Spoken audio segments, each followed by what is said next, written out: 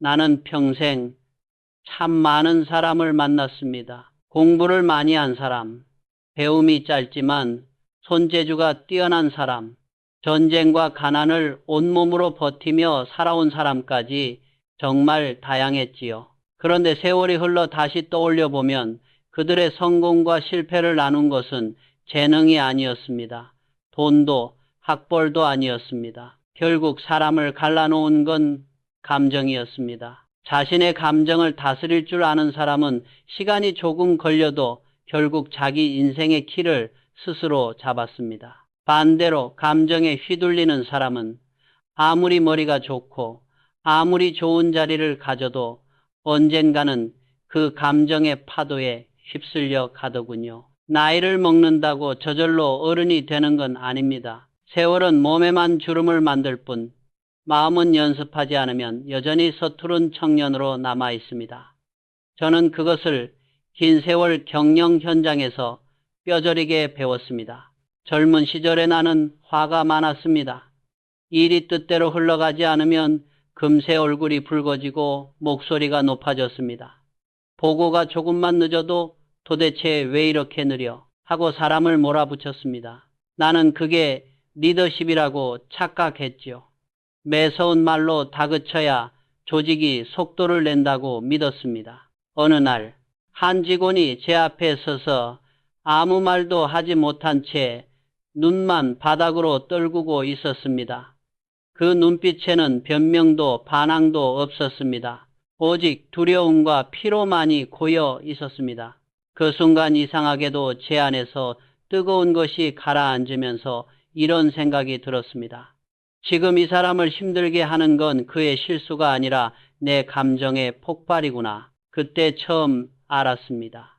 내가 화를 내고 있는 이유가 저 사람의 잘못 때문이 아니라 내 안의 불안과 조급함을 다스리지 못한 무능 때문이라는 사실을 말이지요. 그날 밤 나는 오랫동안 잠을 이루지 못했습니다. 그리고 일기장에 이렇게 적었습니다. 오늘 나는 부하의 실수를 혼낸 것이 아니라 내 미숙한 감정을 그에게 떠넘겼다. 많은 사람들은 감정 조절이라고 하면 화를 꾹 참는 것을 떠올립니다. 그러나 감정을 다스린다는 것은 입을 막는 일이 아닙니다. 그것은 나 자신을 객관적으로 바라보는 힘, 곧 자기 이해의 문제입니다. 경영학 교과서보다 먼저 내가 배운 말이 정서지능입니다. 요즘은 전 세계 경영학, 심리학에서 중요한 화두가 되었지요. 정서지능의 핵심은 세 가지입니다. 첫째, 자기 이해, 내 안을 깊이 들여다보는 힘. 둘째, 타인 이해, 상대의 마음을 읽어내는 통찰. 셋째, 상호작용, 서로를 살리는 대화의 기술. 이 세 가지는 따로 떨어진 능력이 아닙니다. 피라미드처럼 맨 밑바닥, 기초에 자기 이해가 깔려 있습니다. 그 기초가 흔들리면 아무리 공감과 소통을 배우려 해도 위에 쌓인 것들은 금세 무너집니다. 실제로 현대 경영 연구를 보면 리더를 구분짓는 것도 지능 지수나 스펙이 아니라 이런 정서 능력이라고 말합니다. 하버드 비즈니스 리뷰에 실린 다니엘 골먼의 연구에서는 탁월한 리더와 평범한 리더를 나눌 때 차이의 거의 90%가 감정 지능에서 비롯된다고 보고합니다. 또 다른 메타 분석 연구에서는 회사 현장에서 필요한 핵심 역량 중 3분의 2가 정서적 역량과 관련되어 있다는 결과도 있습니다. 이 말은 곧 감정을 경영할 줄 아는 사람이 일을 더 잘한다는 뜻입니다. 단지 기분이 좋아지고 나빠지는 수준의 문제가 아니라 조직의 성과와 직결되는 문제라는 이야기이지요. 그러나 현실에서 많은 사람들은 타인 평가에는 아주 능숙합니다. 저 사람은 이기적이야. 저 사람은 유능하지만 성격이 꽝이야. 저 친구는 감정이 너무 부족해. 이렇게 남을 재단하는 말에는 누구나 익숙합니다. 하지만 정작 자신을 바라보는 눈은 흐릿합니다. 내가 왜 이렇게 예민한지, 왜 이 말에만 유난히 상처를 받는지, 왜 어떤 사람 앞에만 서면 작아지는지 스스로 묻는 사람은 많지 않습니다. 나는 그런 사람들을 보며 속으로 이렇게 불렀습니다. 좁은 그릇에 세상을 다 담으려는 사람들. 자기라는 그릇이 좁으면 남을 평가하는 기준도 좁아집니다. 그래서 타인을 향해 던진 말이 결국 자신에게 되돌아옵니다. 남을 향해 퍼부은 비난이 몇 년 후 자기 인생을 향한 원망으로 바뀌어 돌아오는 모습을 수없이 봤습니다. 감정을 다스리지 못하는 사람의 특징은 간단합니다. 언제나 남 탓을 한다는 것입니다. 저 사람이 나를 무시해서 화가 난 거야. 부하가 내 말을 안 들어서 속이 뒤집어지는 거야. 세상이 너무 불공평하잖아. 물론 세상은 언제나 완벽하지 않습니다. 불공평도 있고 억울함도 있습니다. 그러나 감정은 언제나 내 안에서 시작됩니다. 밖에서 바람이 부는 것은 어쩔 수 없지만 그 바람에 휘청거릴지 허리를 곧게 세울지는 결국 내 몫입니다. 그래서 나는 젊은 사원들에게 늘 이렇게 말하곤 했습니다. 불편한 감정이 올라올 때 제일 먼저 해야 할 일은 그 감정의 근원을 찾는 일일세. 그 근원이 온통 남 탓이라면 자네는 평생 불행할 것이고 그 근원 중 일부라도 내 안에서 비롯된 것이라면 자네는 그날부터 성장하는 걸세. 그 지혜라는 자네는 감정을 다스리는 사람은 냉정한 사람이 아닙니다. 오히려 따뜻함을 지킬 줄 아는 사람입니다. 왜냐하면 자신의 분노를 타인에게 던지지 않기 때문입니다. 말과 표정으로 상대를 찌르는 대신 나를 먼저 돌아보며 숨을 고르는 사람이지요. 요즘 세계 곳곳에서 번아웃과 우울, 불안이 커지면서 기업들도 뒤늦게 깨닫고 있습니다. 직원들의 감정을 방치하면 결국 회사가 잃는 것이 훨씬 크다는 사실을 말입니다. 세계보건기구는 우울과 불안만으로도 매년 전 세계에서 약 12억 근무일이 사라지고 그로 인한 경제적 손실이 연간 1조 달러에 이른다고 말합니다. 숫자로만 보면 거대한 통계이지만 그 안에는 오늘도 출근길에 한숨을 쉬며 회사 문을 여는 수많은 평범한 사람들이 있습니다. 이렇게 세계는 이제야 감정의 무게를 비용과 데이터로 계산하고 있습니다.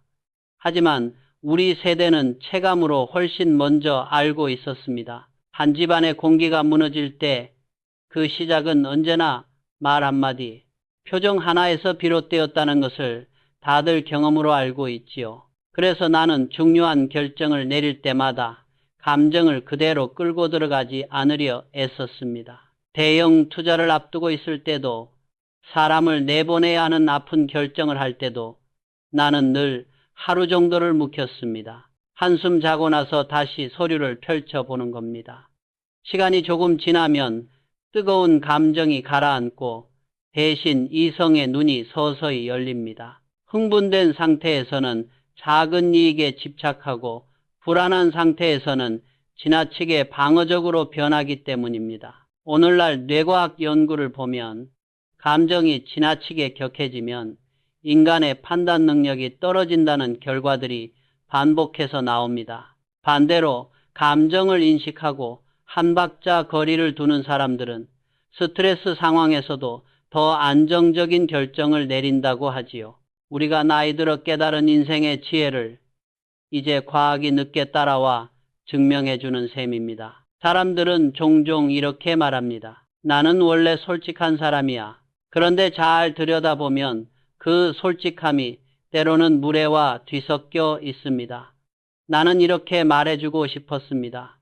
솔직함과 무례함은 글자 2개 차이지만 인생에서 주고받는 무게는 천금만금 다르다네. 진심이라고 해서 아무렇게나 말해도 되는 것은 아닙니다. 진심이라도 남을 깊게 베이면 그것은 미숙함일 뿐입니다. 나는 사람을 평가할 때 지식도 학벌도 먼저 보지 않았습니다. 그가 감정을 어떻게 관리하는지를 먼저 보았습니다. 실패해서 무엇을 배우는지, 타인을 대할 때 말끝을 어떻게 여미는지, 화가 났을 때 목소리를 어떻게 다루는지를요. 그런 사람은 시간이 걸려도 반드시 성장했습니다. 반면 감정에 휘둘리는 사람은 아무리 유능해 보여도 언젠가 스스로 무너졌습니다. 그래서 나는 감정을 통제하라는 말보다 감정을 경영하라는 말을 더 좋아합니다. 감정은 진노를 대상이 아니라 이해해야 할 대상입니다. 화가 치밀어 오를 때 그 화의 밑바닥에는 두려움이 있습니다. 질투가 올라올 때 그 밑에는 나도 인정받고 싶다는 애틋한 마음이 있습니다. 감정은 언제나 메시지를 품고 찾아옵니다. 그 메시지를 읽을 줄 아는 사람이 비로소 진짜 어른입니다. 세상을 살다 보면 나를 화나게 하는 일은 앞으로도 끊이지 않을 것입니다. 가족과의 오해, 직장에서의 불합리, 사회의 부조리, 그때마다 저는 스스로에게 이렇게 물었습니다. 이 감정이 나를 지배하게 둘 것인가? 아니면 내가 이 감정을 경영할 것인가? 이 질문 하나가 내 인생을 천천히 바꾸었습니다. 오늘 이 영상을 보고 계신 중장년, 노년의 여러분도 삶에서 이미 수많은 감정의 파도를 지나오셨을 겁니다. 이제 남은 시간은 그 감정에 끌려다니는 시간이 아니라 감정을 내 편으로 만들 시간입니다. 감정을 다스리는 사람, 그 사람이 결국 자기 인생의 경영자가 됩니다. 그리고 그런 사람이 가정을 지키고 조직을 살리고 주변 사람들의 마음을 따뜻하게 덮여줍니다. 우리 인생의 첫 번째 법칙, 저는 이렇게 정리하고 싶습니다. 감정을 경영하라.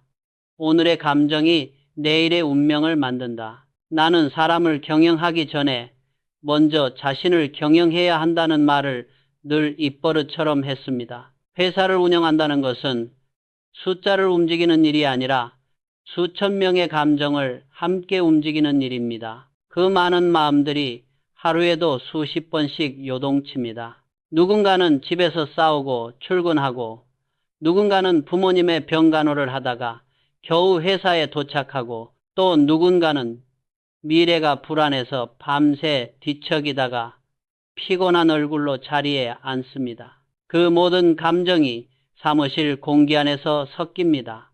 그렇다면 그 시작점은 어디일까요? 거창한 전략도 화려한 프레젠테이션도 아닙니다. 시작점은 언제나 한 사람의 마음입니다. 바로 내 감정의 흐름을 내가 읽을 수 있는가? 라는 질문이지요. 감정이란 눈에 보이지 않지만 내가 평생 만져본 어떤 자산보다도 무거운 자산입니다. 돈은 숫자로 보입니다. 명예는 직함으로 드러납니다. 고난은 도장 하나, 서명 한 줄로 증명됩니다. 그러나 감정은 눈에 보이지 않기 때문에 더 위험합니다. 그 무게를 견디지 못하는 사람은 결국 재산도 명예도 고난도 모두 감정의 파도에 휩쓸려 잃어버립니다. 그래서 나는 감정을 세 단계로 나누어 가르쳤습니다. 첫째, 자기 이해.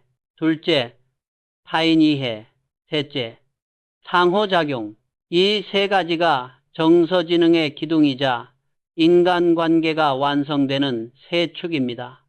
회사에서든 가정에서든 이 셋이 함께 자라지 않으면 결국 어딘가가 무너집니다. 요즘 심리학과 경영학에서도 비슷한 구조로 정서지능을 설명합니다. 자기인식, 타인이해, 관계관리가 뛰어난 사람이 성과도 좋고 건강도 좋고 인간관계도 안정적이라는 연구들이 반복해서 나오고 있습니다. 그래서 오늘은 이 세 가지를 조금 더 천천히 우리 삶에 가까운 언어로 풀어보려 합니다. 첫 번째, 자기 이해, 감정의 뿌리를 읽는 힘입니다. 자기 이해라는 것은 거창한 철학이 아닙니다. 지금 나는 정확히 무엇을 느끼고 있는가를 알아차리는 능력입니다. 대부분의 사람은 화났다는 것까지만 압니다. 그러나 왜 화가 났는지, 그 화의 뿌리가 어디에 닿아 있는지는 잘 모릅니다. 그 차이가 성숙과 미숙을 가릅니다. 나는 회의 도중에도 종종 속으로 나에게 물었습니다. 나는 지금 무엇에 분노하고 있는가? 저 사람의 태도 때문인가? 아니면 내 기대가 무너져서인가? 대부분의 답은 두 번째였습니다. 남이 나를 화나게 한 것이 아니라 내가 세운 기대가 무너졌기 때문이었습니다. 상대가 내 기준에 맞게 행동하지 않았을 뿐인데 나는 그 기준을 당연한 것이라 생각하고 있었습니다. 결국 내 감정은 타인에 대한 반응이 아니라 내가 만든 기대의 그림자였던 셈이지요. 자기 이해가 부족한 사람은 늘 남을 평가합니다. 저 사람은 예의가 없어. 저 사람은 너무 냉정해. 저 사람은 감정이 없어. 반면 자기 이해가 깊은 사람은 이렇게 말합니다. 저 사람의 말이 내 불안을 건드렸구나. 지금 내가 예민해져 있구나. 이 한 줄의 차이가 그 사람의 품격을 가릅니다. 나이를 먹는다고 이 말이 저절로 나오지는 않습니다. 매일 나를 들여다보는 연습을 해야만 조금씩 가능해집니다. 그래서 나는 직원들에게 이런 비유를 자주 했습니다. 자네의 감정은 자네의 재무제표야. 괜히 기분이 들쭉날쭉하면 이미 손실이 난 거야. 돈 잃은 것만 손실이 아니라 하루의 평정심을 잃는 것도 큰 적자라네.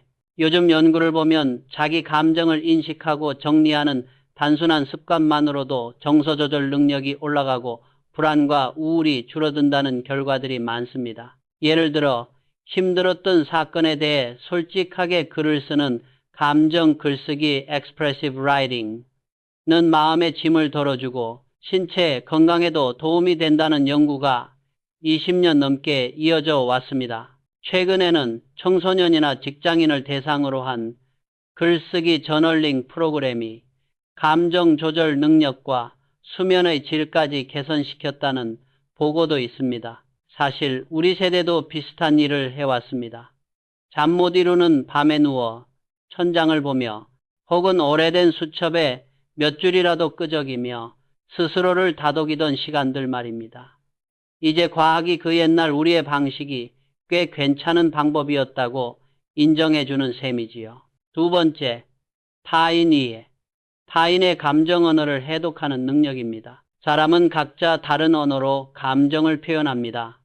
어떤 사람은 목소리가 커지고 어떤 사람은 말을 아예 멈춰버립니다. 어떤 이는 농담을 더 많이 던지고 어떤 이는 눈빛이 자꾸 바닥으로 내려갑니다. 말도, 침묵도, 표정도 모두 감정의 언어입니다. 문제는 우리가 그 언어를 해석할 줄 모른다는 데 있습니다. 그래서 관계가 오해로 가득 찹니다. 나는 수많은 협상과 회의에서 이 원리를 보았습니다. 표면적으로는 조건과 숫자를 놓고 싸우는 것처럼 보이지만 그 속에는 늘 감정이 있었습니다. 이 사람은 지금 내가 그를 존중하길 바라고 있구나. 저 사람은 불안해서 더 강하게 말하는구나. 이렇게 타인의 감정을 읽어내면 갈등의 절반은 이미 해결된 것이나 다름없습니다. 상대가 틀렸는지 맞았는지 따지기 전에 저 사람이 지금 무엇을 느끼고 있을까를 한 번만 떠올려 보면 대화의 방향이 달라집니다. 그래서 나는 경영자들에게 한 가지만 강조했습니다. 사람을 움직이려면 이성보다 감정을 먼저 이해하라. 이성은 머리로 설득하지만 감정은 마음으로 이끕니다. 머리로만 이해한 명령은 금방 잊히지만 가슴으로 느낀 존중은 평생 남습니다. 현대 연구에서도 감정이해 능력이 높은 리더가 팀의 신뢰, 몰입, 성과를 동시에 끌어올린다는 결과가 많이 보고됩니다. 그래서 회의 자리에서 부하가 실수를 했을 때도 나는 먼저 물었습니다. 요즘 무슨 일 있어? 그 한마디가 공기의 온도를 바꿉니다. 사람은 평가보다 이해를 먼저 원합니다. 내가 이해받고 있다고 느끼면 그 다음 지시는 자연스럽게 따르게 됩니다. 타인을 이해한다는 것은 지시의 기술이 아니라 관계의 예술입니다. 세 번째, 상호작용. 감정을 조율하는 대화의 기술입니다. 자기 이해와 타인 이해가 갖추어지면 마지막 단계는 서로 주고받는 말 속에서 감정을 어떻게 표현할 것인가의 문제입니다. 나는 평생 말의 무게를 두려워했습니다. 한마디가 회사를 살릴 수도 사람을 떠나게 만들 수도 있다는 것을 너무 많이 보았기 때문입니다. 그래서 중요한 회의를 앞두고는 마음속으로 문장을 몇 번씩 바꾸어 보았습니다. 이건 왜 이렇게 했나? 대신 이 부분은 어떤 이유가 있었나? 틀렸어. 대신 혹시 다른 방법은 없을까? 단어를 바꾸는 것만으로도 공기의 온도가 달라졌습니다. 앞의 말은 사람을 움츠러들게 하고 뒤의 말은 생각을 열어줍니다. 똑같이 잘못을 짚더라도 한쪽은 자존심을 꺾고 한쪽은 성장을 돕습니다. 감정 조절은 감정을 숨기는 것이 아닙니다. 그것은 감정의 표현을 설계하는 일입니다.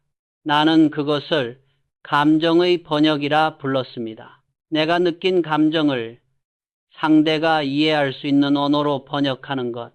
그것이 진짜 대화입니다. 어떤 사람은 이렇게 말합니다. 나는 솔직해서 문제야. 그러나 솔직함이 칼이 된다면 그것은 미덕이 아닙니다. 감정은 가공되지 않은 원석입니다. 다듬지 않으면 날카롭고 잘 세공하면 빛이 납니다. 그래서 나는 직원들에게 이렇게 말하곤 했습니다. 마른 연탄과 같다네. 잘 태우면 따뜻한 온기가 되지만 들고 던지면 흉기가 되지. 상호작용의 기술이란 결국 상대의 오늘을 고려하는 일입니다. 말을 던지기 전에 이렇게 한 번만 생각해 보는 사람. 이 말이 저 사람의 오늘을 더 버겁게 만들지는 않을까? 그 사람이 진짜 어른이고 진짜 리더입니다.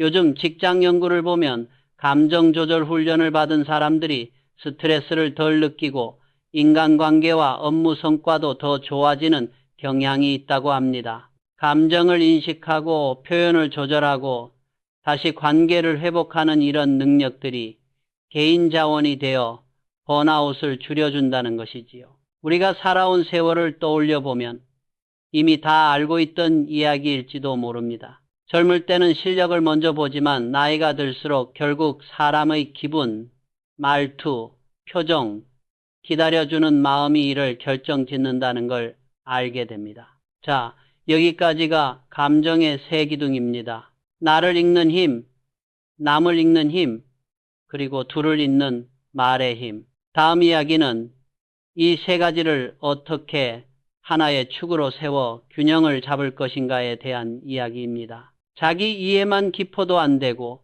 타인 이해만 앞서도 안 되며 겉으로만 상호작용이 매끄러워서도 안 되는 이유이지요. 그 균형이 무너질 때 우리 삶의 감정은 어떻게 흔들리는지 그 이야기로 이어가 보겠습니다. 감정의 세 가지 축, 곧 자기 이해, 타인 이해, 상호작용은 따로따로 잘할 수 있는 능력이 아닙니다. 나는 이 세 축을 잇는 힘을 감정의 균형이라 불렀습니다. 균형이 무너지면 감정은 금세 과장이 되고 지나침이 됩니다. 자기 이해만 깊고 타인 이해가 부족한 사람을 떠올려 봅시다. 자신이 왜 불안한지, 왜 예민한지 잘 알고 있습니다. 그런데 그 시선이 언제나 자기 안으로만 향합니다.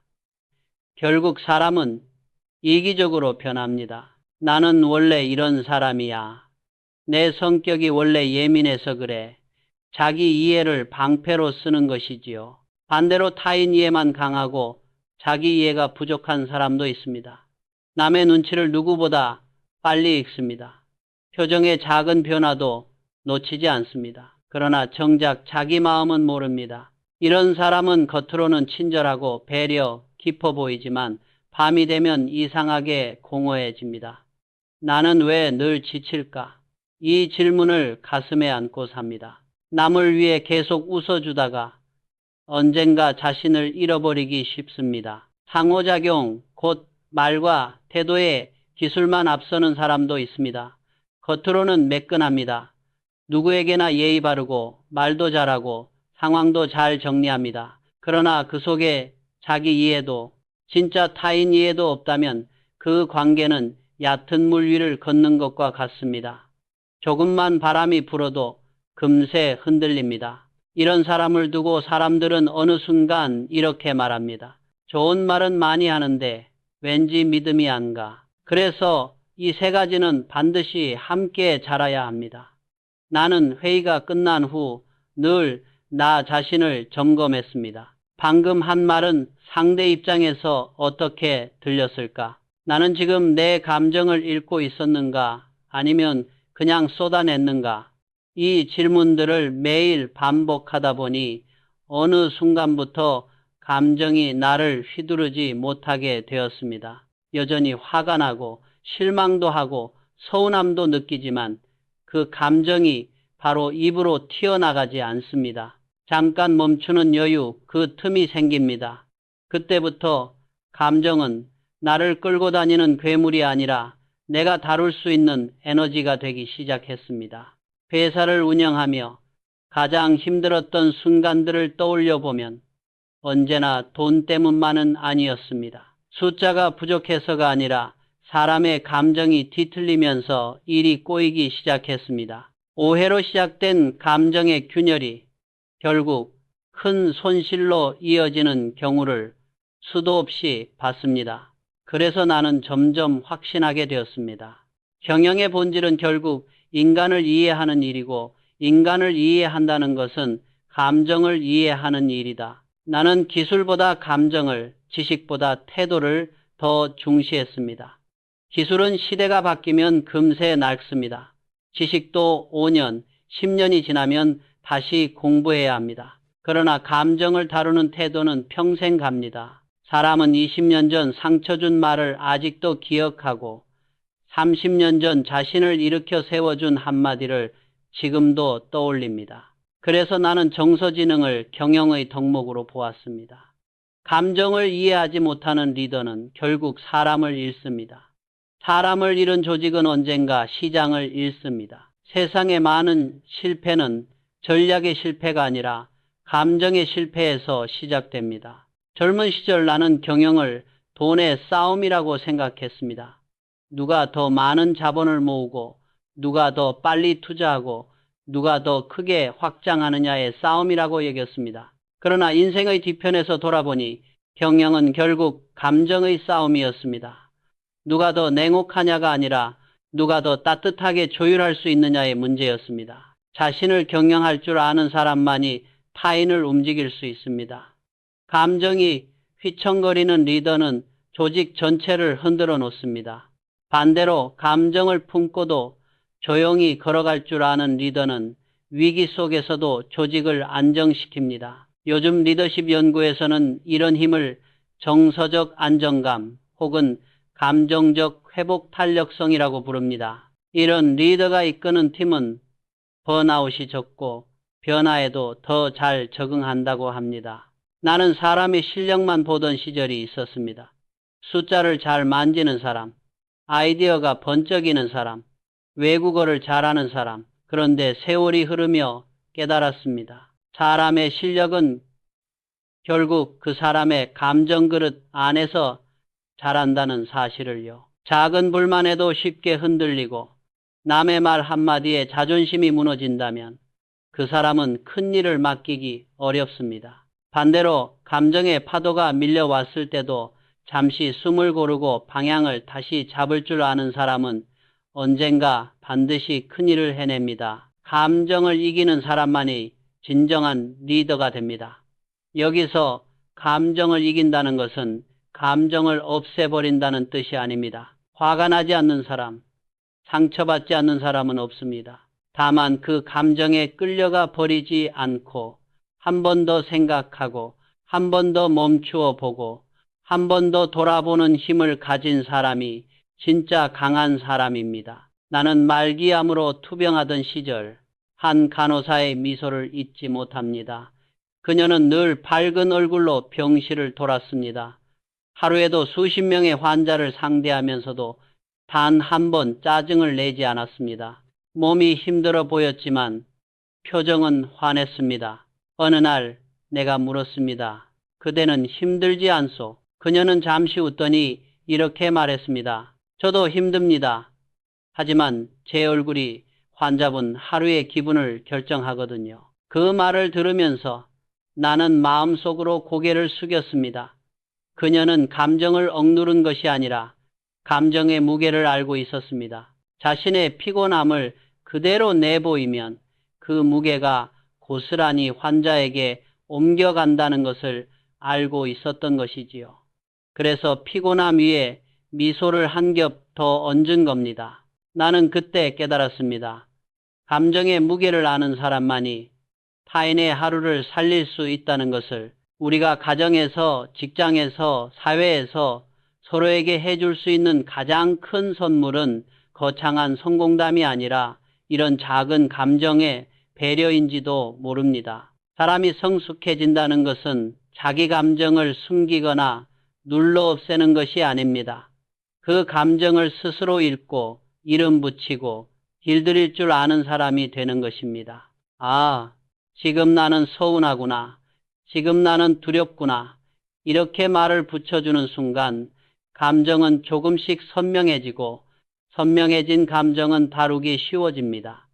나는 그것을 감정의 경영이라 불렀습니다. 돈을 경영하는 사람은 부자가 되고 사람을 경영하는 사람은 리더가 되며 감정을 경영하는 사람은 결국 자기 자신을 얻습니다. 감정은 인간의 약점이 아니라 가능성입니다. 그것을 부정하면 우리는 기계처럼 굳어지고 그것을 직면하면 비로소 인간다움이 시작됩니다. 평생 나는 기술보다 사람을 믿었습니다. 그리고 사람 중에서도 감정을 다스릴 줄 아는 사람을 가장 믿었습니다. 그런 사람은 회사를 살리고 가정을 지키며 주변을 따뜻하게 만듭니다. 그것이 내가 평생 배운 경영의 첫 번째 법칙이었습니다. 감정을 경영하라. 그대의 감정이 곧 그대의 운명이다. 그리고 그 운명은 오늘 이 순간 내 마음을 들여다보는 아주 작은 질문 하나에서 시작됩니다. 사람은 누구나 두 눈을 가지고 태어납니다. 하지만 대부분의 사람은 그 눈을 언제나 밖을 보기 위해서만 씁니다. 세상은 잘 보지만 정작 자기 자신은 잘 보지 못하지요. 나는 진짜 리더는 세상을 보기 전에 먼저 자기 자신을 보는 사람이라고 믿었습니다. 그래서 마음속으로 이렇게 부르곤 했습니다. 두 번째 눈을 가진 사람. 심리학에서는 그것을 메타인지라고 합니다.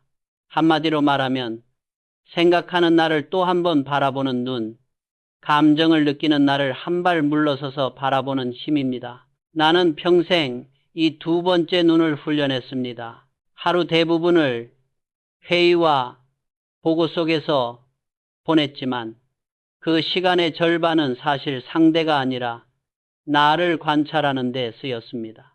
나는 지금 왜 이 말을 하고 있는가? 지금 내 이 표정은 순수한 판단인가?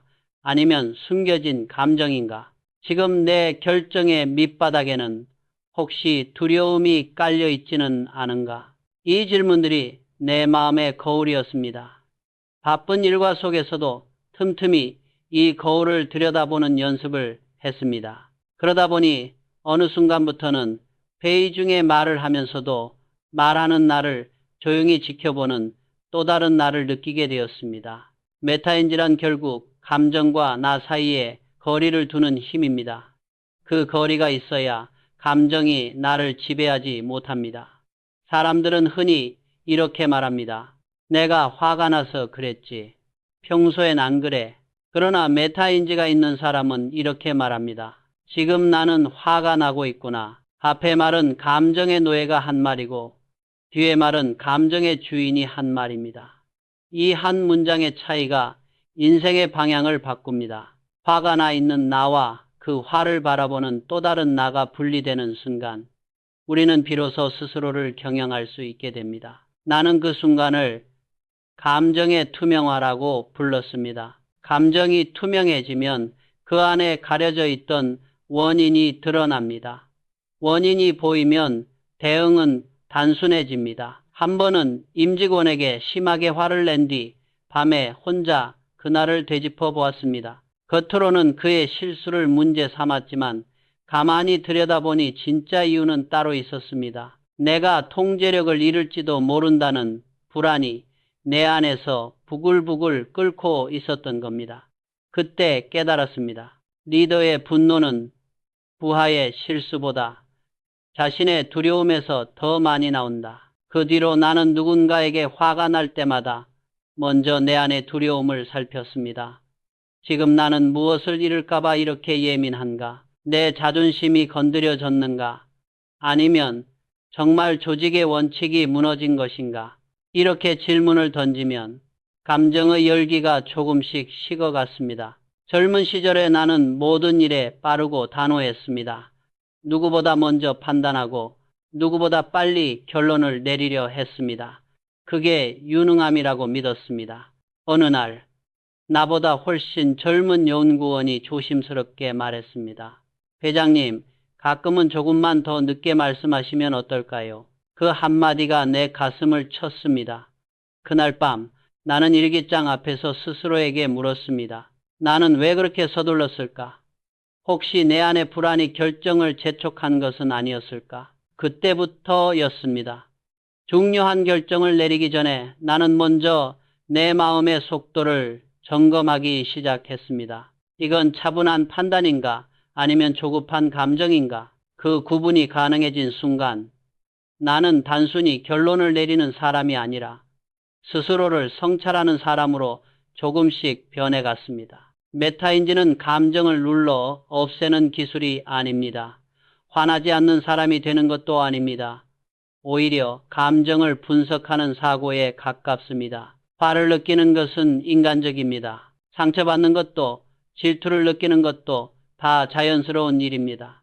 다만 그 감정의 구조를 이해하는 순간 그 감정은 나를 망가뜨리는 칼이 아니라 더 나은 선택을 돕는 에너지로 바뀔 수 있습니다. 요즘 심리학과 뇌과학에서도 비슷한 이야기를 합니다. 감정을 있는 그대로 인식하고 한 발 떨어져 바라보는 연습을 하면 뇌의 감정 중추인 편도체 반응은 줄어들고 이성을 담당하는 전전두엽이 더 잘 작동한다는 연구들이 계속 나오고 있습니다. 즉, 감정과 나 사이에 거리를 두는 것만으로도 우리는 스스로를 조금 더 지혜롭게 만들 수 있다는 뜻이지요. 그러나 많은 사람들은 선의를 믿으면서도 그 선의가 상대에게 칼이 되는 경우를 자주 겪습니다. 나는 진심으로 말했을 뿐이야. 나는 그냥 솔직했을 뿐이야. 이런 말 뒤에는 대개 메타인지의 부재가 숨어 있습니다. 내 말이 상대에게 어떤 무게로 닿을지 미리 그려보는 그 한 걸음의 상상력이 부족한 것입니다. 삼성 초창기 시절 한 임원이 내게 이렇게 말한 적이 있습니다. 회장님, 직원들에게 솔직하게 말씀하셔야 합니다. 그게 진정성을 보여줍니다. 그 말은 틀리지 않았습니다. 솔직함은 중요합니다. 그러나 그것만으로는 충분하지 않습니다. 솔직함에는 반드시 통찰이 따라야 합니다. 메타인지 없는 솔직함은 무례가 되고 메타인지가 더해진 솔직함은 존중이 됩니다. 그래서 나는 말을 하기 전 늘 나 자신에게 되물었습니다. 이 말이 상대의 마음에 어떤 흔적을 남길까? 이 문장은 진심인가? 아니면 내 피로와 짜증의 배출구인가? 이 두 가지 질문만으로도 많은 실수를 막을 수 있었습니다. 나는 하루의 끝마다 내 행동을 돌아보았습니다. 오늘 나는 감정에 휘둘리지는 않았는가? 누군가에게 불필요한 상처를 주지 않았는가? 이렇게 조용히 자신을 돌이켜보는 시간을 나는 내면의 경영일지라고 불렀습니다. 기업이 매일 손익을 기록하듯 우리는 매일 감정의 흐름을 기록해야 합니다. 이 습관이 쌓이면 인격이 되고 인격은 결국 신뢰가 됩니다. 요즘 심리학에서는 이런 과정을 자기 성찰 혹은 마음 챙김이라고 부르며 실제로 우울과 불안을 줄이고 수면과 면역 기능까지 돕는다는 연구가 많습니다. 하지만 우리 세대에게는 이런 표현보다 그저 하루를 조용히 돌아보는 시간이라는 말이 더 익숙할지 모르겠습니다. 이름이 무엇이든 결국 중요한 것은 같은 한 가지입니다. 나는 오늘 내 감정을 인식하며 살았는가? 아니면 감정에 끌려다니며 살았는가? 사람은 자신을 들여다보는 습관을 잃을 때 타인을 더 강하게 통제하려 합니다. 반대로 자신을 자주 관찰하는 사람은 타인에게 관대해집니다. 왜냐하면 그는 알고 있기 때문입니다. 나 역시 하루에도 수십 번씩 흔들리는 존재라는 사실을요. 그래서 나는 이제 이렇게 말하고 싶습니다. 리더십의 본질은 화려한 카리스마가 아니라 감정을 인식하는 능력입니다. 내 안의 감정을 읽을 줄 알아야 타인의 감정도 읽을 수 있고 그 감정을 존중하면서 함께 길을 찾을 수 있습니다. 세상을 경영하고 싶다면 먼저 마음을 경영해야 합니다. 마음을 경영하려면 먼저 자신을 바라보아야 합니다. 그대가 스스로를 바라보는 그 눈, 바로 두 번째 눈이 뜨이는 순간 우리는 더 이상 감정의 노예가 아니라 감정의 주인이 됩니다. 그리고 그때부터 비로소 나와 타인, 조직과 가정 모두를 조금씩 더 지혜롭게 이끌어 갈 수 있습니다. 나는 평생 말의 무게를 두려워했습니다. 사람을 움직이는 것도 말이고 사람을 무너뜨리는 것도 말이기 때문입니다. 숫자와 그래프가 회사의 성적표를 만들었다면 말 한마디는 사람의 인생 방향을 바꾸기도 했습니다. 실제로 나는 기업의 흑자가 나던 해에도 딱 한 문장 때문에 핵심 인재가 회사를 떠나는 장면을 보았습니다. 그때마다 깨달았습니다. 결국 조직을 살리고 죽이는 것은 시스템이 아니라 말의 온도구나. 젊은 시절에 나는 성과를 독려한다는 명목으로 사람을 몰아붙였습니다. 실적이 좋지 않으면 회의 자리에서 이렇게 말하곤 했지요. 이게 도대체 보고서입니까? 이런 기본도 안 되어 있는데 무슨 책임을 맡겠다고 나섭니까? 그때는 몰랐습니다. 내가 내뱉은 한 문장이 그 직원의 하루를 망가뜨리고 어떤 이에게는 회사를 떠날 결심까지 품게 만든다는 것을 말입니다. 우리는 대개 말을 하고 나면 끝났다고 생각합니다. 하지만 말은 끝난 것이 아니라 상대의 마음속에서 계속 반복 재생되는 메아리입니다. 한 번은 젊은 간부가 내 방을 찾아와 조심스럽게 말했습니다. 회장님, 제가 회의에서 뭘 잘못한 겁니까? 회장님, 말씀 한마디가 자꾸 머릿속에서 떠나질 않아서 일에 집중이 안 됩니다. 그때 나는 깨달았습니다. 말은 단순한 소리가 아니라 에너지의 전달이라는 것을. 에너지가 따뜻하면 사람을 일으키지만 차갑고 날카로우면 관계를 얼어붙게 만듭니다. 그날 이후 나는 말을 하기 전마다 스스로에게 물었습니다. 나는 지금 이 사람에게 에너지를 주고 있는가? 아니면 빼앗고 있는가?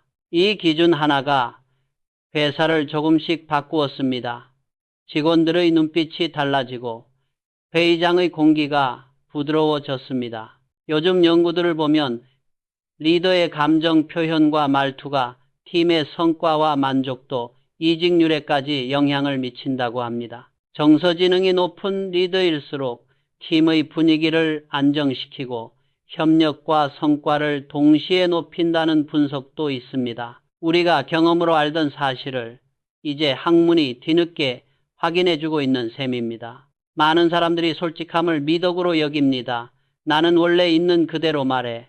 나는 거짓말 못하는 성격이야. 그러나 솔직함에는 품격이 필요합니다. 나는 직원들에게 이렇게 말하곤 했습니다. 진심이라는 이유로 예의를 잃어서는 안 된다네. 솔직함은 상대의 자존심을 남겨둔 채 진실을 전하는 기술일세. 어느 날 한 임원이 보고서에서 실수를 했습니다. 나는 그 자리에서 이렇게 말했습니다. 왜 이런 기본적인 것도 틀리나? 그는 아무 말도 하지 못하고 고개를 숙였습니다. 회의는 그렇게 끝났지만 그날 밤 나는 잠을 이룰 수가 없었습니다. 내 한마디가 그 사람의 자존을 꺾었을지도 모른다는 생각이 머릿속에서 떠나지 않았기 때문입니다. 결국 다음날 그를 불러 사과했습니다. 어제는 내가 틀렸네. 자네를 꾸짖은 것이 아니라 내 조급함을 꾸짖었어야 했는데. 그날 이후 나는 비판을 할 때 한 가지 원칙을 세웠습니다. 사람을 꾸짖지 말고 상황을 꾸짖어라. 잘못된 것은 행동이지 그 사람의 존재가 아니다. 심리학에서도 사람의 존재 전체를 공격하는 메시지는 방어와 반발을 부르고 구체적인 행동을 짚어주는 피드백은 성장으로 이어진다고 말합니다. 이런 차이를 의식하는 리더일수록 조직 안에서 갈등은 줄고 학습은 늘어납니다. 나는 말에는 세 가지 층이 있다고 믿었습니다. 첫째, 내용의 층, 무엇을 말하느냐. 둘째, 태도의 층, 어떤 어조와 표정으로 말하느냐. 셋째, 의도의 층, 어떤 마음으로 말하느냐. 사람은 내용보다 태도와 의도를 훨씬 더 정확하게 읽어냅니다. 수고했어 라는 말도 진심으로 건네면 큰 힘이 되지만 의무적으로 던지면 오히려 모욕처럼 느껴질 때가 있습니다. 그래서 말을 꺼내기 전에 나는 항상 이렇게 점검했습니다. 이 말의 에너지는 어디를 향하고 있는가? 내용은 이성으로, 태도는 감성으로, 의도는 인격으로 다스려야 합니다. 이 세 가지가 어긋나면 말은 의미를 잃고 감정만 남습니다. 또 하나, 나는 사람 사이의 대화에는 두 가지 문법이 있다고 믿었습니다. 너의 문법과 나의 문법입니다. 너는 왜 그렇게 말하나? 너는 왜 항상 그런 식이야?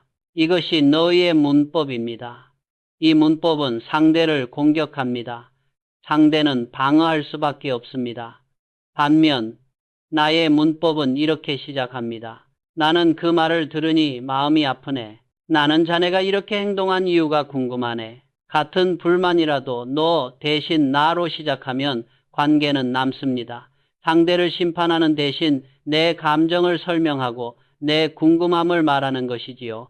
요즘 심리학과 상담 영역에서 널리 알려진 비폭력 대화, Non-Violent Communication도 같은 원리를 이야기합니다. 관찰, 느낌, 필요, 요청의 네 가지 요소를 중심으로 평가와 비난 대신 자신의 감정과 필요를 솔직하게 표현하되 상대를 존중하는 방식으로 말하라고 가르칩니다. 이 방식은 가정에서도 직장에서도 갈등을 줄이고 공감과 신뢰를 키우는데 효과가 있다는 보고가 적지 않습니다. 직원과 갈등이 생겼을 때 나는 이렇게 말하려고 노력했습니다. 나는 자네가 이렇게 말한 이유가 궁금하네. 그때 자네 마음은 어땠나? 이 한 문장이 싸움을 대화로 바꾸었습니다. 나는 그것을 감정의 번역이라고 불렀습니다. 내 감정을 그대로 던지는 것이 아니라 상대가 받아들일 수 있는 언어로 번역하는 일입니다. 이 번역이야말로 감정지능의 완성입니다. 우리는 흔히 논리로 이기려고 합니다. 회의 자리에서, 가족과의 다툼 속에서 누가 옳으냐를 끝까지 겨루려 하지요. 그러나 인생을 오래 살아보면 알게 됩니다. 사람은 논리로 이기고 감정으로 집니다. 말로는 이겼는데 마음은 이미 멀어진 경우가 얼마나 많습니까? 그래서 나는 젊은 간부들에게 이렇게 말했습니다. 말로 이기지 말고 관계로 이기게. 이긴 말은 순간이지만 남는 말은 평생이네. 상대를 완전히 논리로 제압하면 그 자리에 보이지 않는 빛이 생깁니다. 그 빛이 쌓이면 신뢰는 무너집니다. 반대로 상대가 틀렸더라도 그를 존중하는 방식으로 말하면 사람은 언젠가 스스로 변합니다. 존중은 명령이 아니라 감화입니다. 감정이 격해질수록 말의 속도는 빨라지고 온도는 낮아집니다. 그래서 나는 중요한 말을 할수록 속도를 늦추고 온도를 높이려 했습니다. 한 문장을 꺼내기 전 속으로 3번은 숨을 고르고 말했습니다. 그 짧은 숨 고르기가 내 감정을 식히고 상대의 마음을 준비시켰습니다. 나는 직원들에게 자주 이렇게 말했습니다. 급할수록 말은 천천히, 마음이 차가울수록 목소리는 따뜻하게. 이것은 단순한 예의가 아니라 감정을 관리하는 가장 실질적인 기술입니다. 요즘 조직 심리 연구에서도 리더가 차분하고 따뜻한 어조를 유지할수록 구성원들의 스트레스와 이직 의도가 낮아지고 팀의 회복력과 협력이 높아진다고 합니다. 감정을 다스린다고 해서 늘 진지하고 무거울 필요는 없습니다. 때로는 가벼운 유머 한마디가 무거운 분위기를 풀어줍니다. 한 간부가 회의에서 실수를 하고 얼굴이 새빨개졌을 때 나는 미소를 지으며 이렇게 말했습니다. 괜찮네. 나도 자네 나이 때는 하루에 3번씩 틀렸어. 그래서 이렇게 빨리 늙었지. 회의실이 웃음으로 바뀌었습니다. 그날 이후 그는 실수를 덜 두려워하게 되었고 오히려 더 적극적으로 도전하기 시작했습니다. 진짜 유머는 타인을 비웃지 않습니다. 상대의 체면을 살려주면서도 마음의 문을 살며시 열어줍니다. 결국 말의 품격이 곧 인격입니다. 지식은 책으로 배울 수 있지만 말의 태도는 삶으로 길러야 합니다. 조급한 사람은 명령으로 말하고 여유 있는 사람은 질문으로 말합니다. 그리고 감정을 경영하는 사람은 언제나 한 박자 늦게, 한 톤 낮게, 한 겹 더 따뜻하게 말하려고 노력합니다. 그 작은 차이가 누군가의 하루를 살리고 한 조직의 문화를 바꾸며 때로는 한 집안의 공기를 바꿉니다. 우리는 모두 그 힘을 이미 알고 있습니다. 삶의 어느 순간 우리를 일으켜 세워준 바로 그 한마디를 아직도 기억하고 있지 않습니까? 사람은 누구나 옳고 싶어 합니다. 젊을 때는 특히 더 그렇지요. 회의에서도, 부부 싸움에서도, 친구와의 말다툼에서도 우리는 자기도 모르게 내가 맞다는 것을 증명하려 듭니다. 그런데 인생을 오래 살아보면 천천히 알게 됩니다. 모든 옳음은 관계 안에서만 의미가 있다는 사실을요. 관계를 깨뜨리면서까지 지켜낸 옳음은 시간이 지나 돌아보면 이상하게도 씁쓸한 기억으로 남습니다. 나도 한때는 그랬습니다. 한 임원과 회사의 방향을 두고 크게 논쟁을 벌인 적이 있습니다. 그는 조심스럽게 다른 길을 제안했지만 나는 끝까지 밀어붙였습니다. 자료도, 수치도, 논리도 모두 내 손을 들어주었습니다. 결과적으로 내 판단이 맞았습니다. 회의는 내가 이겼지요. 그런데 회의실 불이 꺼지고 모두가 떠난 뒤 이상한 패배감이 밀려왔습니다. 분명 나는 회사의 방향을 지켰는데 왜 마음은 이렇게 허전하지? 그때를 오래 곱씹어 보니 이유가 분명했습니다. 나는 회사를 살렸지만 그 사람의 마음은 잃었습니다. 그날 이후 나는 내 머리에 옳고 그름보다 내 말의 무게를 먼저 재기 시작했습니다. 이긴 논리가 사람의 가슴을 무너뜨린다면 그건 결코 승리가 아니라는 걸 깨달은 것입니다. 그래서 나는 이렇게 말하게 되었습니다. 관계가 깨지는 옳음은 결국 틀린 것이라네. 때로는 맞서지 않는 것이 비겁함처럼 느껴질 때도 있습니다. 특히 성격이 곧고 책임감이 강한 분일수록 더 그렇지요. 부당한 말을 들으면 바로잡아야 직성이 풀리고 억울하면 끝까지 따져야 속이 풀립니다. 나도 젊은 날에는 그랬습니다. 바른 말은 해야 한다는 신념으로 수많은 자리에서 맞섰습니다. 하지만 나이가 들수록 알게 되었습니다. 맞서지 않는다는 것은 이기는 것을 포기하는 비겁함이 아니라 더 큰 것을 지키기 위한 여유라는 것을요. 누군가 내게 물었습니다. 회장님은 왜 그렇게 온화하게 말씀하십니까? 그건 리더에게 필요한 단호함을 잃는 게 아닙니까? 나는 이렇게 답했습니다. 단호함과 완고함은 다르네. 맞서지 않는 것은 비겁함이 아니라 방향을 잃지 않기 위한 여유일세. 감정이 폭풍처럼 몰아칠 때 우리는 본능적으로 싸우거나 도망가거나 둘 중 하나를 택합니다. 하지만 진짜 강한 사람은 세 번째 길을 압니다. 바로 조용히 기다리는 것입니다. 말문을 닫고 마음이 진정될 시간, 이성이 따라올 시간을 주는 것이지요. 나는 이를 냉철한 기다림의 기술이라 불렀습니다. 실제로 갈등을 어떻게 다루느냐에 따라 관계의 미래가 달라진다는 연구들은 이제 흔하게 찾아볼 수 있습니다. 직장과 팀 연구에서도 감정에 휘둘려 공격적으로 싸우는 팀보다 한 걸음 물러서 서로의 입장을 듣고 조율하는 팀이 더 신뢰를 쌓고 성과도 높다는 결과들이 반복해서 나오고 있습니다. 나는 오래전부터 대나무를 좋아했습니다.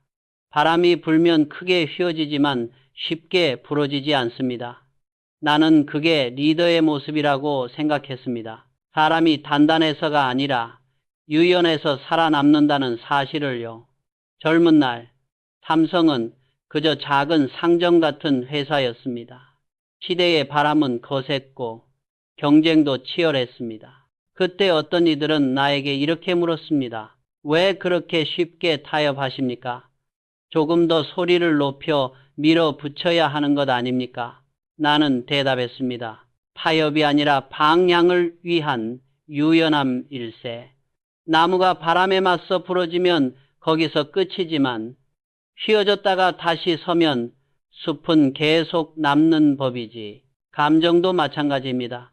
불이 나면 정면으로 뛰어들어 싸우려 하지 말고 먼저 공기를 조절해야 합니다. 감정은 불과 같아서 정면으로 맞붙으면 나도 타고 상대도 탑니다. 하지만 불 주위를 맴도는 공기, 즉 말투와 태도, 시간의 간격을 조절하면 그 불은 누군가를 데우는 온기가 될 수 있습니다. 나는 사람 사이에 적이라는 말을 싫어했습니다. 사업을 하다 보면 경쟁자는 얼마든지 있을 수 있습니다. 그러나 굳이 평생 마음의 엉어리로 남을 적을 만들 필요는 없습니다. 한번 적이 된 사람은 상황이 끝난 뒤에도 마음속에서 계속 걸림돌이 됩니다. 감정 조절의 목적은 내가 옳다는 것을 증명하는 데 있지 않습니다. 사람을 잃지 않는 데 있습니다. 적이 늘어날수록 인생은 점점 피로해집니다. 그래서 나는 늘 이렇게 말했습니다. 사람을 이기면 그 순간은 통쾌할지 몰라도 결국 자네 자신을 잃게 될 걸세. 돌이켜보면 내가 경험한 모든 성공의 이면에는 언제나 관계를 지키는 선택이 있었습니다. 당장의 수익보다 사람을 택하고 결과보다 존중을 택했을 때 회사는 비로소 오래 갔습니다. 갈등이 생겼을 때 바로 반응하면 감정은 폭발합니다. 나는 일부러 한 박자 늦게 반응하는 습관을 들였습니다. 화가 날 때 바로 답장을 쓰지 않고 먼저 메모장에 속마음을 쏟아냈습니다. 그렇게 하루쯤 지나 다시 읽어보면 그때 목까지 올라왔던 문장 중 절반은 자연스레 사라지고 나머지 절반은 다듬어져 있었습니다. 나는 그것을 감정의 완충지대라 불렀습니다. 그 완충지대가 있어야 감정은 흩어지고 그 자리에 이성이 들어올 공간이 생깁니다. 한 박자 늦게 말하는 사람은 결코 손해보지 않습니다. 오히려 그 한 박자가 그 사람의 품격을 만들어줍니다. 요즘 심리 연구에서도 감정이 치밀어 오를 때 잠시 멈추고 숨을 고르는 단순한 행위가 공격성을 낮추고 후회할 행동을 줄여준다는 결과들이 나옵니다. 어느 날 한 부하 직원이 나에게 거의 반말에 가까운 어조로 대들었습니다. 회장님도 틀릴 수 있잖아요. 순간 가슴에서 불이 치솟았습니다. 그 자리에 있던 사람들이 모두 숨을 죽였습니다. 예전 같았으면 나는 그 자리에서 호통을 쳤을지도 모릅니다. 그런데 이상하게 그날은 웃음이 먼저 나왔습니다. 그래, 자네 말이 맞네. 나도 틀릴 수 있지. 그는 그 자리에서 울음을 터뜨렸습니다. 며칠 후 그는 내게 편지를 한 장 가져왔습니다. 편지에는 이렇게 적혀 있었습니다. 그날 회장님의 침묵이 제 인생을 바꿨습니다. 나는 그 편지를 읽으며 다시 한번 깨달았습니다. 사람은 설득될 때가 아니라 존중받을 때 변화한다는 것을, 맞서지 않는다는 것은 회피가 아니라 변화의 문을 여는 태도일 수 있다는 것을. 우리는 흔히 싸우는 사람을 용감하다고 말합니다. 그러나 진짜 용기는 싸우지 않을 수 있는 힘입니다. 감정의 충동을 억누르고 관계를 지키기 위해 침묵을 선택하는 것, 그것은 겁이 아니라 통찰입니다. 나는 이제 이렇게 말하고 싶습니다. 사람은 분노할 수 있다. 그러나 그 분노로 관계를 잃는다면 그 싸움은 이미 패배다. 싸움은 순간의 쾌감으로 끝나지만 침묵과 기다림은 오랜 신뢰를 남깁니다. 그리고 그 신뢰는 세월을 견디는 자산이 됩니다. 최근 연구들을 보면 중장년층에서 용서와 관계, 회복이 건강과 삶의 만족도에 큰 영향을 미친다는 결과가 많습니다. 용서할 줄 아는 노인일수록 신체, 정신 건강이 좋고 삶의 질과 만족도도 높다는 보고들이 이어지고 있습니다. 심지어 용서는 혈압을 낮추고 스트레스를 줄이며 심장질환의 위험도 줄여줄 수 있다는 의학 연구도 있습니다. 결국 리더의 진짜 강함은 목소리의 크기에서 나오지 않습니다. 감정의 절제력에서 나옵니다. 나는 그것을 정서적 근력이라고 불렀습니다. 이 근력이 있는 사람은 어떤 위기 속에서도 쉽게 흔들리지 않습니다. 감정이 출렁이는 건 어쩔 수 없지만 그 출렁임을 남에게 쏟아붓지 않는 힘이지요. 감정에 휘둘리는 리더는 조직을 흔듭니다. 반대로 자신의 감정을 품고도 조용히 걸어가는 리더는 폭풍 속에서도 사람들의 마음의 균형을 가져다 줍니다. 가정에서도 마찬가지입니다. 부모가 늘 예민하고 화가 나 있다면 온 집안이 불안해집니다. 반대로 부모가 힘든 와중에도 한 번 더 숨을 고르고 한 톤 낮게 이야기하려고 애쓴다면 그 집은 쉽게 무너지지 않습니다. 인생의 마지막에 남는 것은 승패가 아니었습니다. 숱한 전쟁 같은 경쟁과 갈등 끝에 남은 것은 단 하나의 질문이었습니다. 누가 끝까지 내 곁에 남았는가? 그것이 인생의 진짜 결산표였습니다. 맞서지 않는다는 것은 그저 온화하게 살겠다는 말이 아니라 관계를 지키겠다는 결단이며 감정을 이기는 가장 강력한 전략입니다. 사람을 이기면 순간의 승리이지만 관계를 지키면 평생의 승리입니다. 이 단순한 진리를 깨닫는데 나는 너무 오랜 시간이 걸렸습니다. 하지만 아직 늦지 않았습니다. 오늘 하루 단 한 번이라도 말문을 닫고 한 박자 늦게 답해본다면 그 순간 우리는 이미 감정을 이기는 연습을 시작한 것입니다. 그 작은 연습이 쌓여 언젠가 우리의 남은 인생을 더 따뜻하게 지켜줄 겁니다. 나는 평생 사람을 관찰하는 일을 해왔습니다. 숫자보다, 전략보다 늘 더 흥미로웠던 것은 사람 마음의 움직임이었습니다. 누군가는 큰 실패를 겪고도 금세 다시 일어나고 또 어떤 이는 사소한 말 한마디에도 무너져 내립니다. 비슷한 상처를 겪었는데 어떤 사람은 더 단단해지고 어떤 사람은 더 예민해집니다. 이 차이는 재능이나 지능이 아니라 감정의 뿌리에서 갈립니다. 그 뿌리를 심리학에서는 애착이라고 부릅니다. 사람의 감정은 관계에서 태어납니다. 우리는 혼자 태어나지 않습니다. 누군가의 품에서 누군가의 눈빛을 통해 나는 이런 사람이다를 배웁니다. 그래서 감정은 언제나 관계의 부산물입니다. 내 감정은 나 혼자 만든 것이 아니라 내가 살아온 수많은 관계의 흔적입니다. 경영자로 살면서 나는 이 점에 특히 주목했습니다. 성과를 잘 내는 사람일수록 공통점이 있었습니다. 그들은 자기 감정의 뿌리를 어느 정도 알고 있었습니다. 나는 왜 이렇게 평가에 예민한가? 왜 누가 조금만 차갑게 굴어도 버려지는 기분이 드는가를 스스로 물어볼 줄 알았지요. 그것이 바로 감정의 근원에 대한 통찰, 애착에 대한 자각입니다. 심리학자 바솔로뮤와 호로위츠는 성인의 애착을 네 가지로 구분했습니다. 안전형, 거부형, 집착형, 몰두형, 두려움형.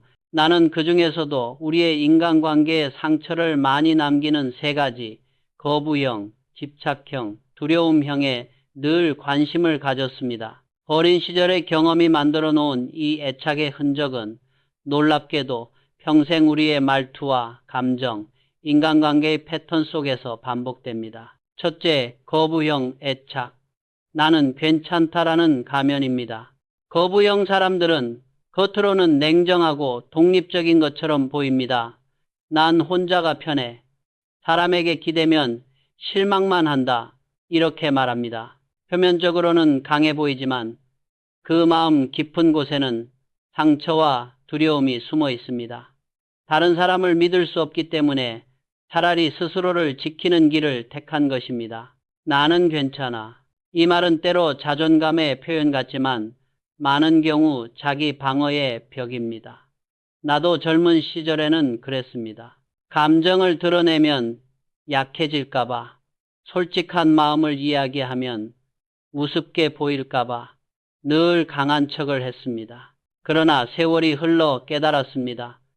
감정을 숨기는 사람은 결국 고립됩니다. 강함은 감정을 숨기는 데서 오는 것이 아니라 감정을 인정하는 데서 시작됩니다. 실제 연구를 보면 나이가 들어서도 타인과 정서적으로 잘 연결된, 즉 안전한 애착을 가진 사람일수록 행복감과 삶의 만족도가 높고 정신, 신체 건강도 더 좋다고 합니다. 반대로 관계를 피하고 감정을 닫아버리는 경향이 강하면 외로움과 우울, 건강 문제의 위험이 커질 수 있다는 보고도 있습니다. 둘째, 집착형 애착, 사랑을 갈망하는 불안입니다. 어떤 사람은 관계 속에서 늘 불안합니다. 상대가 잠시 무표정해도 내가 싫어진 건가를 먼저 떠올립니다. 연락이 조금만 늦어져도 머릿속에서 온갖 상상이 시작됩니다.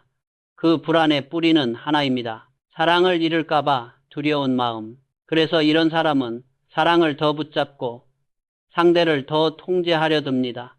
자꾸 확인하고 증명을 요구합니다. 나 사랑해? 정말이야? 그러나 안타깝게도 이 집착은 사랑을 지켜주지 못합니다. 사랑은 두려움 속에서 질식합니다. 회사에서도 비슷한 모습을 많이 봤습니다.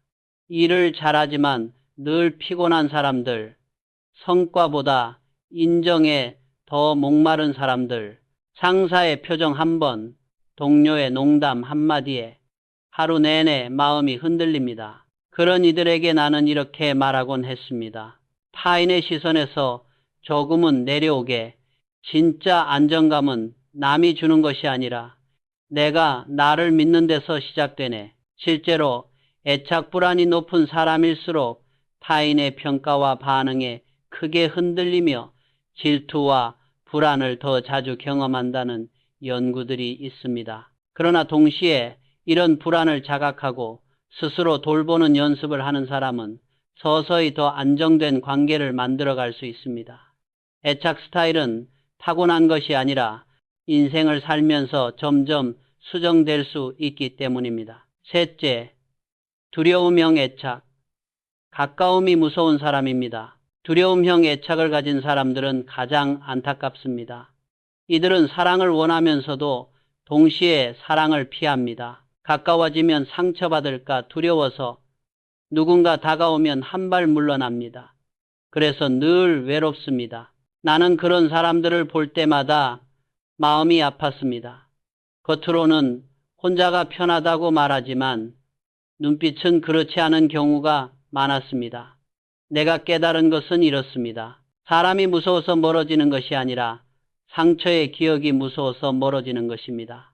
지금 내 앞에 있는 사람이 아니라 과거의 그림자를 두려워하는 것이지요. 바솔로뮤의 모형에 따르면 두려움형 애착은 나도 별로고 남도 별로라는 두 가지 부정적인 믿음을 동시에 가지고 있습니다. 그러니 관계가 늘 힘들 수밖에 없습니다. 좋은 사람을 만나도 언젠가 떠나겠지라는 생각이 먼저 들고 가까워지면 내가 상처받을 거야 라는 예감이 앞서니 스스로 관계를 망치기도 합니다. 그러나 중요한 사실이 하나 있습니다. 상처는 부끄러운 것이 아니라는 점입니다. 사람들은 흔히 상처를 숨기려 합니다. 나만 힘든 게 아니다. 이 정도는 아무것도 아니다. 이렇게 스스로를 다그치면서 마음의 상처를 흙으로 덮으려 합니다. 그러나 땅속에 묻힌 상처는 사라지지 않습니다. 모양을 바꾸어 다시 올라옵니다. 분노나 냉소, 조롱, 무관심의 얼굴을 쓰고 말입니다. 나는 말하고 싶습니다. 상처는 약점이 아니라 인간의 증거입니다. 상처 없는 사람은 없습니다. 그리고 그 상처를 인정한 사람만이 타인의 상처를 품을 수 있습니다. 나에게도 상처가 있었습니다. 사업 초기에 믿었던 사람이 회사를 떠난 적이 있습니다. 함께 평생 갈 줄 알았던 사람이었기에 깊은 배신감과 분노에 사로잡혔습니다.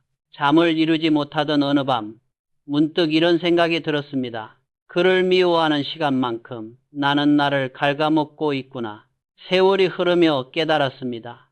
그를 미워한 시간보다 그를 통해 배운 인간의 복잡함이 더 값졌다는 것을 그 사건 이후로 나는 사람을 쉽게 판단하지 않게 되었습니다. 겉모습 뒤에는 언제나 사연이 있다는 것을 알게 됐기 때문입니다. 감정 조절은 상처를 억누르는 데서 시작되지 않습니다. 상처를 인정하는 데서 시작됩니다.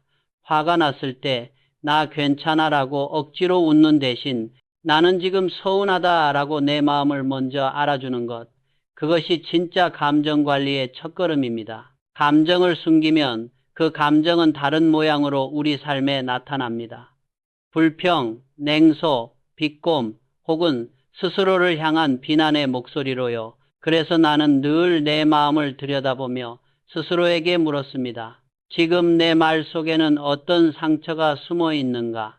이 질문이 나를 성장시켰습니다. 진정한 리더는 타인의 능력보다 그 사람의 상처를 볼 줄 아는 사람입니다.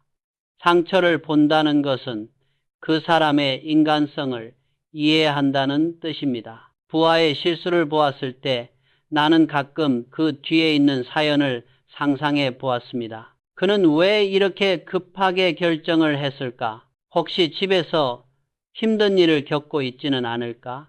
지금 이 사람은 인정이 부족해서 무리하고 있지는 않을까?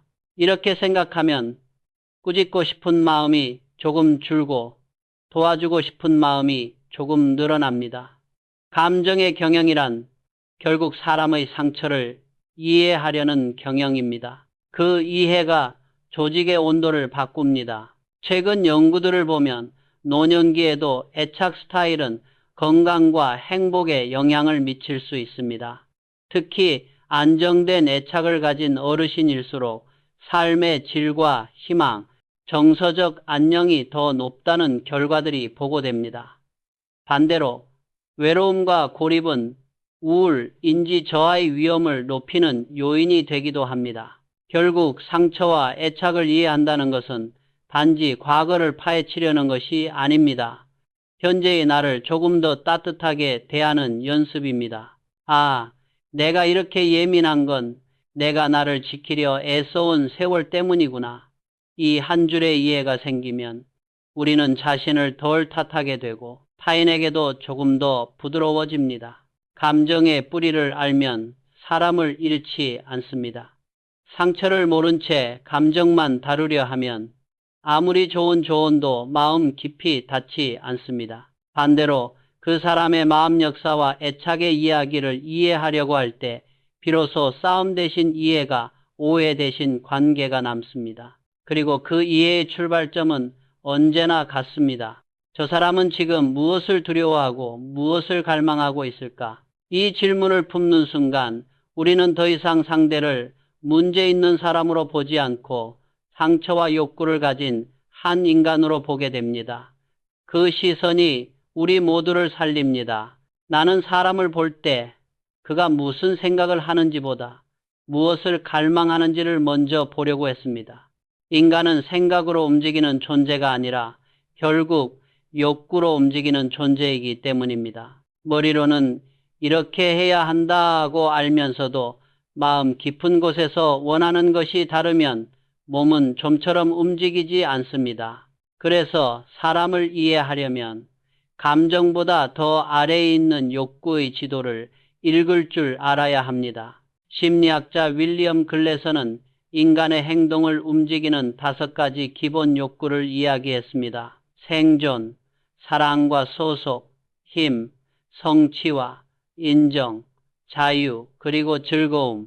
이 5가지 욕구가 채워지느냐, 좌절되느냐에 따라 우리의 감정과 행동이 조용히 방향을 바꿉니다.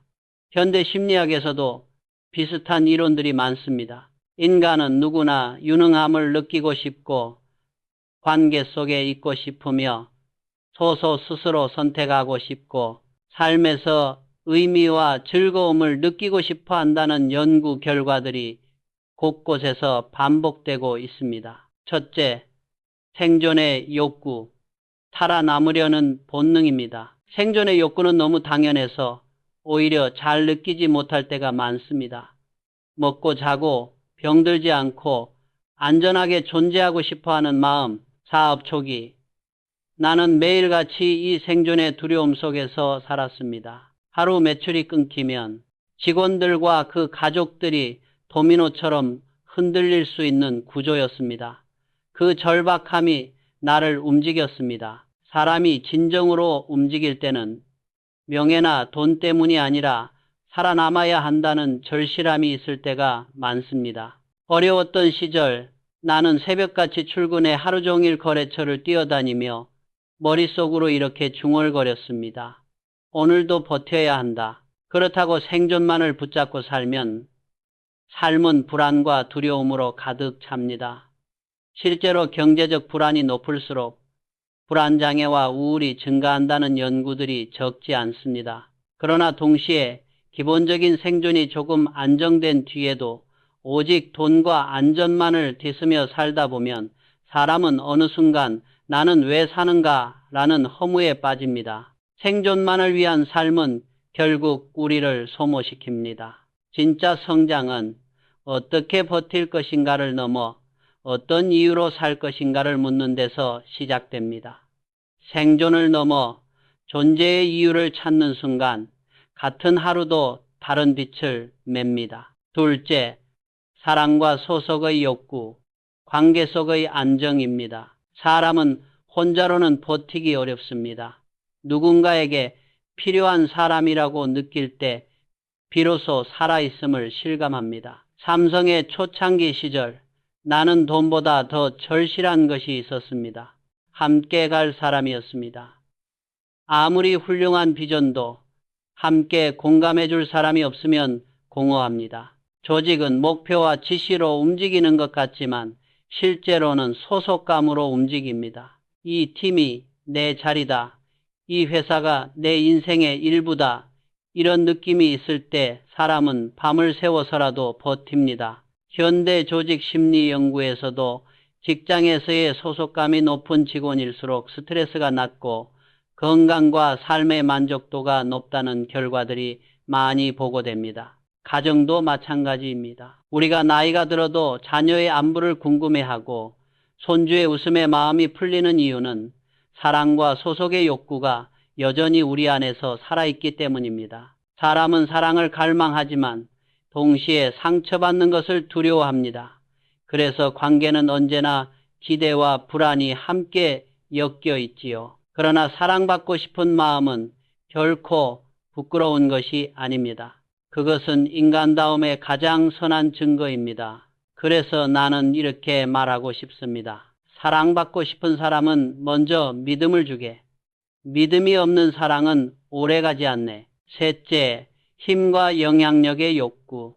존재의 의미를 찾는 힘입니다. 힘의 욕구라고 하면 누군가를 지배하거나 올라서려는 욕망을 떠올리기 쉽습니다. 그러나 글래서가 말한 힘의 욕구는 그보다 훨씬 깊습니다. 내가 이 세상에 의미 있는 존재다라는 감각, 내가 하는 일이 누군가에게 도움이 된다는 확신입니다. 사람은 누구나 인정받고 싶어 합니다. 자녀가 아버지 어머니 덕분에 여기까지 왔어요 라고 말해줄 때 우리는 세월의 피로가 한순간에 풀리는 것을 느낍니다. 회사에서도 마찬가지입니다. 작은 칭찬 한마디, 그 프로젝트는 자네가 없었으면 힘들었을 거야 라는 말 한 줄에 사람은 몇 달치 피로를 견뎌냅니다. 나는 젊은 사원들에게 이렇게 말했습니다. 자네 월급이 자네의 가치가 아니야. 자네가 만든 변화가 자네의 가치일세. 힘의 욕구를 부정하면 사람은 우울해집니다. 나는 아무 쓸모가 없어. 내가 없어도 세상은 똑같이 돌아갈 거야. 이런 생각이 깊어질수록 삶의 활력은 줄어듭니다. 실제 연구에서도 자신이 의미 있는 존재라고 느낄수록 우울과 자살 위험이 낮아지고 삶의 만족도가 높다는 결과들이 있습니다. 그러나 이 욕구를 남을 누르는 데 쓰기 시작하면 힘은 파괴적인 도구가 됩니다. 진정한 힘은 타인을 복종시키는 데서 나오지 않습니다. 타인을 성장시킬 수 있는 영향력에서 나옵니다. 리더의 권위는 자리를 지키는 데서 생기지 않습니다. 그의 한마디가 사람을 일으켜 세우고 다시 도전할 용기를 주게 만들 때 나타납니다. 넷째, 자유의 욕구, 선택하고 책임지는 힘입니다. 사람은 누구나 자기 삶의 방향을 스스로 정하고 싶어 합니다. 어떤 일을 할지, 누구와 함께 할지, 언제 멈출지 스스로 선택하고 싶어 하지요. 이 자유의 욕구는 나이가 들어도 사라지지 않습니다. 오히려 은퇴 이후 자녀에게 의존해야 하는 상황이 올수록 자유의 욕구는 더 민감해집니다. 나는 직원들에게 많은 자유를 주려고 했습니다. 대신 이렇게 말하곤 했습니다. 자네에게 자유를 준다는 것은 실패할 권리도 함께 준다는 뜻일세. 사람은 자유를 경험할 때 성장합니다. 스스로 선택하고 그 선택의 결과를 책임지면서 조금씩 성숙해집니다. 경영자들에게도 자주 조언했습니다. 지시만 하지 말고 선택의 공간을 주게. 그 안에서 사람이 배운다네. 자유는 통제의 반대가 아니라 신뢰의 다른 이름입니다. 신뢰 없는 자유는 방종이 되고 신뢰가 있는 자유는 창의가 됩니다. 최근 조직 연구에서도 자율성과 재량권이 높은 직원일수록 성과와 만족도가 높고 번아웃이 적다는 결과들이 반복해서 보고되고 있습니다. 다섯째, 즐거움의 욕구, 삶을 지속시키는 힘입니다. 즐거움의 욕구는 단순한 쾌락이 아닙니다. 삶에서 의미를 느끼는 즐거움, 배우는 기쁨, 해냈다는 성취의 만족감입니다. 나는 나이가 들어서야 깨달았습니다. 성공의 끝에는 언제나 피로가 기다리고 있다는 것을, 그리고 그 피로를 달래주는 것은 큰 상도, 언론의 조명이 아니라 아주 작은 즐거움들이었습니다. 새벽 공기 속에서 마시는 한 잔의 커피, 직원들과 나누는 소소한 농담, 완성된 제품을 처음 손에 쥐는 순간의 설렘. 사람은 이런 작은 즐거움을 잃어버리면 언젠가 목적도 잃습니다. 그래서 나는 이렇게 말했습니다. 즐겁지 않은 일은 오래가지 않는다. 즐거움이 없는 조직은 언젠가 멈춘다. 실제로 긍정 정서와 일의 즐거움은 창의성과 몰입, 장기적인 성과와 깊은 관련이 있다는 연구들이 많이 나와 있습니다. 나이가 들어서도 작은 재미와 호기심을 잃지 않은 사람일수록 기억력과 건강도 좋고 삶에 대한 만족도도 높다는 보고도 있습니다. 이렇게 보면 우리 안에는 5가지 욕구가 늘 함께 움직이고 있습니다. 누구에게나 있지만 그 비율은 사람마다 다릅니다. 어떤 사람은 자유를 더 원하고 어떤 사람은 사랑과 소속을 더 갈망합니다. 또 어떤 사람은 인정과 영향력을, 다른 사람은 평온과 안전을 더 중요하게 여깁니다. 문제는 욕구가 억압되거나 왜곡될 때 발생합니다. 사랑받고 싶은 사람이 계속 무관심을 당할 때, 자유를 원하는 사람이 지나친 통제를 받을 때, 힘을 느끼고 싶은 사람이 무시당할 때, 그때 감정은 폭발합니다. 분노, 질투, 우울, 불안이 바로 그 결과입니다. 그래서 나는 감정이 거칠게 터져나오는 사람을 볼 때 그 사람의 성격보다 먼저 그의 욕구를 떠올려 보았습니다. 이 사람은 지금 어떤 욕구가 좌절되었기에 이렇게 힘들어할까? 그는 나쁜 사람이 아니라 채워지지 못한 욕구의 화신일 뿐입니다. 이 시선으로 바라보면 우리는 상대를 조금 덜 미워하게 되고 조금 더 이해하게 됩니다. 그리고 동시에 깨닫습니다. 나 역시 그렇다. 감정은 욕구의 언어입니다. 내 안에서 무엇이 목말라 있는지, 무엇이 억눌려 있는지를 알려주는 신호입니다. 그 신호를 억누르지 않고 천천히 읽어낼 줄 알게 될 때 우리는 비로소 감정의 파도에 휩쓸리지 않고 그 파도 위에 서서 방향을 잡을 수 있습니다. 욕구는 인간의 에너지이자 불꽃입니다. 그러나 그 불꽃이 방향을 잃으면 밖을 밝히기 전에 먼저 나 자신을 태웁니다. 나는 그런 사람들을 수없이 보았습니다. 능력도 뛰어나고 성실하고 책임감도 강한데 한순간 감정의 폭발로 모든 것을 잃어버린 사람들. 그들의 공통점은 단 하나였습니다. 내 안에서 어떤 욕구가 좌절되었는지를 모른 채 겉으로 드러난 감정에만 반응했다는 것. 어느 날 한 간부를 불렀습니다. 그는 능력도 열정도 있는 사람이었습니다.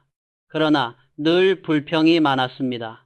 사람들이 제 노력을 몰라줍니다. 그의 말투에는 분노와 서운함이 뒤섞여 있었습니다. 나는 조용히 물었습니다. 자네는 지금 인정받고 싶은 건가? 아니면 이기고 싶은 건가? 그는 한참을 생각하더니 고개를 숙였습니다. 인정받고 싶습니다. 그 순간 나는 다시 한번 확신했습니다. 분노는 단순한 성격의 문제가 아니라 좌절된 인정 욕구의 신호라는 것을. 사람의 감정은 언제나 욕구의 언어입니다. 분노는 힘의 좌절, 슬픔은 사랑의 부재, 불안은 자유의 위협, 허무는 즐거움의 결핍에서 옵니다. 감정을 이해하려면 그 밑에 깔린 욕구의 지형을 먼저 읽어야 합니다.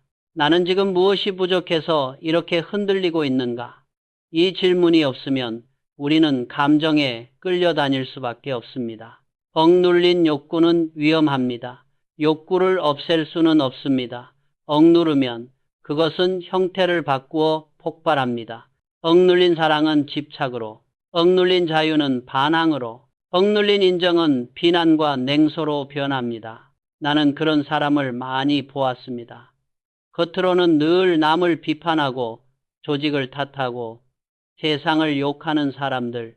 그런데 조금 더 깊이 들여다보면 그 밑에는 한 가지 속삭임이 있습니다. 나는 쓸모없는 사람이 되고 싶지 않다. 누군가 내 가치를 좀 알아줬으면 좋겠다. 그래서 나는 그런 이들에게 설교 대신 이런 말을 건넸습니다.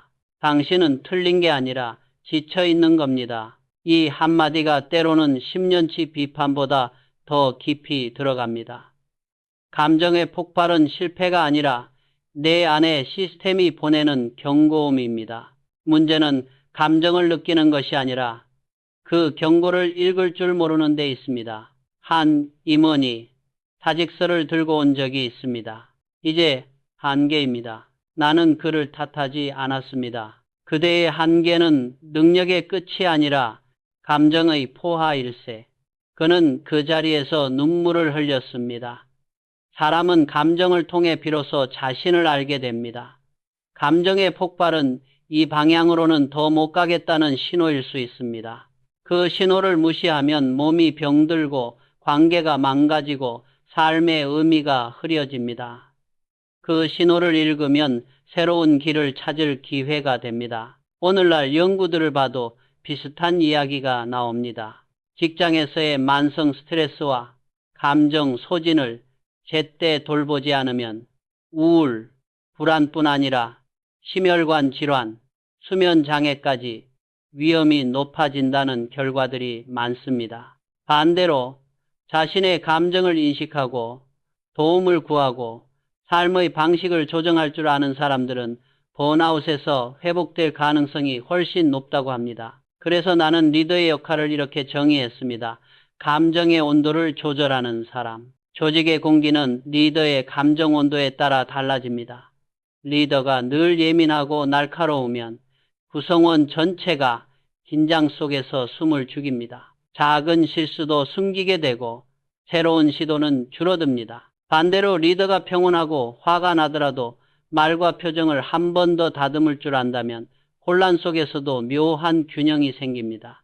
나는 내 감정의 온도를 늘 36.5도로 유지하려고 애썼습니다. 너무 뜨겁지도 너무 차갑지도 않은 온도.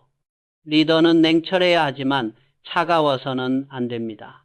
따뜻해야 하지만 그물거리면 안 됩니다. 냉철함이 지나치면 사람을 도구로 보게 되고 따뜻함이 지나치면 원칙을 놓치게 됩니다. 감정의 온도를 적절히 유지하는 리더 밑에서 사람들은 스스로 책임과 자유를 배우게 됩니다. 조직 심리 연구에서도 리더의 정서적 안정감과 공감 능력이 팀의 신뢰와 헌신을 높이고 갈등을 줄이며 성과를 높이는 핵심 요인 중 하나라는 결과들이 반복해서 나오고 있습니다. 감정의 온도를 조절한다는 것은 감정을 없애는 것이 아닙니다. 내 안에서 올라오는 감정을 있는 그대로 인정하되 그것을 어떻게 표현할지 선택하는 힘입니다. 지금 나는 화가 났다. 그렇다면 이 화를 어떻게 써야 할까? 지금 나는 지쳐있다. 그렇다면 오늘은 어떤 말을 삼가야 할까? 이렇게 묻는 습관이 생기면 감정은 더 이상 폭발만을 향해 달려가지 않습니다. 방향을 얻습니다. 결국 감정은 파괴의 언어가 아니라 방향의 언어입니다. 분노는 나에게 중요한 가치가 무엇인지를 보여주고, 슬픔은 내가 얼마나 사랑할 줄 아는 사람인지를 알려주며, 불안은 어떤 준비가 필요할지를 미리 알려주는 경고가 됩니다. 우리는 평생 감정 때문에 고생했다고 생각하기 쉽습니다. 그러나 조용히 돌아보면 감정 덕분에 방향을 틀고 사람을 바꾸고 삶의 의미를 다시 세운 순간들도 적지 않습니다. 이제 우리의 몫은 감정을 없애려 애쓰는 것이 아니라 그 언어를 읽는 것입니다. 나는 지금 무엇을 갈망하고 있는가? 무엇이 막혀서 이렇게 힘든가? 이 질문을 내 삶에 드리는 순간 감정은 나를 휘두르는 무기가 아니라 나에게 길을 가리켜주는 나침반이 됩니다. 그리고 그 나침반을 제일 먼저 읽어야 할 사람은 남이 아니라 바로 나 자신입니다. 리더가 되고 부모가 되고 누군가의 조언자가 되기 전에 먼저 내 안에 감정과 욕구를 들여다볼 수 있어야 합니다. 그래야 타인의 감정도 존중할 수 있습니다. 감정은 우리를 괴롭히러 온 손님이 아닙니다. 방향을 알려주러 온 메신저입니다. 그 메신저의 언어를 이해할 때 우리는 비로소 감정을 이기고 욕구를 다스리고 관계를 지키는 어른이 되어갑니다. 인간의 감정은 결국 존중이라는 한 지점으로 모여듭니다. 인정받고 싶다는 마음, 이해받고 싶다는 갈망, 무시당하고 싶지 않다는 분노의 밑바닥을 하나씩 들여다보면 모두 이렇게 말하고 있습니다. 나를 존중해달라. 그런데 역설적이게도 진정한 존중은 남이 먼저 안겨주는 것이 아니라 자기 안에서 시작됩니다. 나는 이 사실을 너무 늦게 배웠습니다. 자기 존중을 잃어버린 사람에게는 네 가지 감정이 자주 찾아옵니다. 수치심, 외로움, 불안, 죄책감입니다. 수치심은 나 자신을 작게 만들고, 외로움은 세상을 멀게 만들며, 불안은 타인을 의심하게 하고, 죄책감은 현재를 무겁게 만듭니다. 나는 그런 사람들을 많이 보았습니다. 겉으로는 성공했지만 마음은 늘 자신을 학대하는 사람들. 그들은 남의 인정을 먹고 삽니다. 박수 소리가 멈추면 금세 불안해집니다. 그런데 남의 인정은 언제나 부족합니다. 오늘 채워도 내일이면 다시 고프고 한번 크게 인정받아도 곧 이번에는 더 잘해야 하는데 라는 압박이 따라붙습니다. 자기 존중은 외부가 아니라 내면의 일입니다. 나는 어느 날 문득 나 자신에게 물었습니다. 이병철, 자네는 자네를 존중하고 있는가? 돈, 명예, 권력, 남들이 부러워할 만한 것들을 한참 쥐고 있을 때였습니다. 그런데 이상하게도 마음속 공허가 채워지지 않았습니다.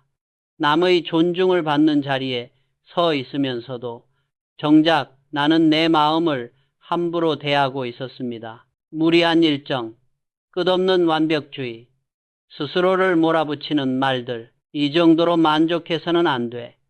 이 성과로는 부족하다. 나는 남에게 예의를 가르치면서 내 마음에는 예의를 지키지 않았습니다. 그때 깨달았습니다. 자신을 존중하지 못하는 사람은 타인의 존중도 오래 받을 수 없다. 자존은 절제에서 나옵니다. 말을 절제하고 욕심을 절제하고 분노를 절제하는 사람에게는 자연스러운 품격이 생깁니다. 그 품격이 바로 존중입니다. 존중은 화려한 말에서 오지 않습니다. 조용한 침묵, 한 걸음 물러서는 여유, 급하게 따지지 않는 눈빛에서 드러납니다. 타인을 존중한다는 것은 그의 능력이 아니라 그의 존재를 인정하는 일입니다. 그가 나보다 부족해 보일지라도 그 사람의 인생에는 그 나름의 역사와 무게가 있습니다. 나는 직원들에게 자주 이렇게 말했습니다. 우리는 사람을 쓰는 것이 아니라 그의 인생 일부를 빌리는 것이야. 이 마음으로 회사를 운영하면 조직은 경쟁의 장이 아니라 공존의 장이 됩니다. 서로를 밀어내며 올라서는 곳이 아니라 서로의 자리를 인정해주며 함께 버티는 곳이 됩니다. 세상이 빨라질수록 존중은 사라지기 쉽습니다.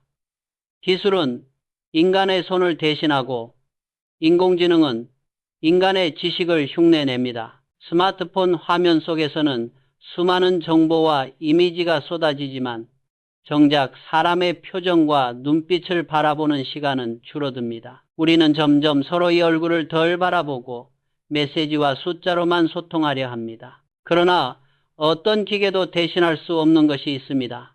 바로 인간다움의 마지막 선, 존중입니다. 나는 이렇게 말하고 싶습니다. 기계는 인간의 노동을 대신할 수 있지만 인간의 존중은 아무것도 대신할 수 없다. 존중이 사라진 조직에는 효율만 남습니다. 효율만 남은 조직은 언젠가 무너집니다. 왜냐하면 효율은 사람을 움직이게 할 수는 있어도 사람을 지키게 하지는 못하기 때문입니다. 감정의 경영은 결국 품격으로 완성됩니다. 품격이란 감정을 다스리는 마지막 단계이며 존중이란 그 품격이 피워낸 향기입니다. 감정을 이해하고 욕구를 다스리고 상처를 품은 뒤 마지막에 남는 한 줄의 문장은 아주 단순합니다. 나는 나를 존중하고 그대를 존중한다. 이 한 문장이 인간의 모든 관계를 살립니다. 나는 평생 기업을 세우고 사람을 키우며 살았습니다. 돌이켜보니 모든 성공과 실패의 근원은 기술이 아니라 감정이었습니다. 기술은 배우면 됩니다. 책을 보고 선배에게 배우고 시대에 맞춰 다시 익히면 됩니다. 그러나 감정은 이해해야만 다룰 수 있습니다. 그래서 나는 그것을 감정을 경영하기라고 불렀습니다. 감정의 경영은 단순히 온화한 얼굴로 사는 것을 의미하지 않습니다. 그것은 사람의 마음을 움직이는 기술입니다. 제품은 품질로 팔립니다. 그러나 신뢰는 감정으로 삽니다. 회사의 성과는 숫자로 평가되지만 회사의 미래는 사람들의 마음속에서 결정됩니다. 리더가 감정을 경영한다는 것은 사람의 감정을 억누르는 것이 아니라 그 감정을 올바른 방향으로 이끄는 일입니다. 나는 그 기술을 세 문장으로 정리하고 싶습니다. 감정을 인식하라. 감정을 조율하라. 감정을 연결하라. 인식은 이해를 만들고 조율은 균형을 만들며 연결은 신뢰를 만듭니다. 리더는 오케스트라의 지휘자와 같습니다. 각자의 악기가 다르듯 사람의 감정도 제각각입니다. 어떤 사람은 조용히 연주하고 어떤 사람은 격정적으로 소리를 냅니다. 리더는 그 차이를 억누르지 않고 조율해야 합니다. 나는 회의를 할 때 논리보다 공기를 더 신경 썼습니다. 공기가 무거워지면 의견은 닫혀 나옵니다. 공기가 따뜻하면 아이디어는 저절로 피어납니다. 리더의 표정 하나, 문장 끝의 어조 하나가 그 공기를 바꿉니다. 그래서 중요한 날에는 거울 앞에서 잠시 멈추어 내 얼굴을 먼저 살펴보곤 했습니다. 오늘 내 표정이 회사를 살릴 수도 무너뜨릴 수도 있다. 기술보다 마음이 앞서야 합니다. 나는 수많은 기술 혁신을 이끌어왔지만 언제나 이렇게 말했습니다. 기술은 수단일 뿐 사람이 먼저다. 아무리 뛰어난 시스템을 만들어도 그 안에서 일하는 사람이 상처투성이면 조직은 서서히 식어갑니다. 인간의 감정은 기업의 체온입니다. 그 체온이 1~2도만 떨어져도 창의는 얼어붙고 신뢰는 금이 갑니다. 그래서 나는 감정의 온도 경영을 주장했습니다. 이익보다 신뢰를 먼저 생각하고 속도보다 함께 가는 사람의 숨을 먼저 살피는 문화, 직원의 실수 앞에서 호통보다 무슨 일이 있었나? 라는 질문을 먼저 꺼내는 리더. 그곳에서 사람들은 다시 마음을 내어줍니다. 나는 요즘 세상을 보며 한 가지 걱정이 있습니다. 사람들은 서로의 표정을 잃어버리고 있습니다. 대화 대신 메시지, 감정 대신 데이터, 마주 앉은 시간 대신 각자의 화면을 바라보는 시간에 익숙해졌습니다. 인공지능은 사람처럼 말하는 법을 배워가는데 오히려 인간은 점점 기계처럼 식어가는 것은 아닌가 하는 생각이 듭니다. 그래서 나는 마지막으로 이렇게 말하고 싶습니다. AI는 사람의 지식을 흉내낼 수 있지만 감정의 깊이는 흉내낼 수 없다. 인간을 인간답게 하는 것은 지능이 아니라 감정이다. 우리가 감정을 잃으면 세상은 더 효율적일 수는 있습니다. 그러나 그만큼 쓸쓸한 곳이 될 것입니다. 내 인생의 마지막 교훈은 아주 단순합니다. 감정을 이기는 자가 인생을 이긴다. 여기서 감정을 이긴다는 것은 울지 않는 사람이 되고 상처받지 않는 사람이 되는 것이 아닙니다. 분노에 휘둘리지 않고 두려움에 갇히지 않으며 타인을 존중하면서도 자신을 잃지 않는 사람, 그런 사람이 어디서나 빛납니다. 가정에서는 부모가 되고 회사에서는 리더가 되며 사회에서는 신뢰가 됩니다. 감정을 경영하라. 그것이 곧 인간을 경영하는 일입니다. 인간을 경영하는 자가 세상을 바꿉니다. 나 역시 기업을 세웠지만 마지막에는 한 사람의 인간으로 돌아가 이 말을 남기고 싶습니다. 내가 남긴 진짜 유산은 건물도 재산도 아니다. 사람의 마음을 이해하려 애썼던 시간들, 감정을 존중하려 했던 선택들, 그것이 나의 경영이었다. 그리고 이 말을 지금 이 영상을 보고 있는 그대에게도 건네고 싶습니다. 그대의 감정을 존중하라. 그대의 감정이 곧 그대 인생의 방향이다.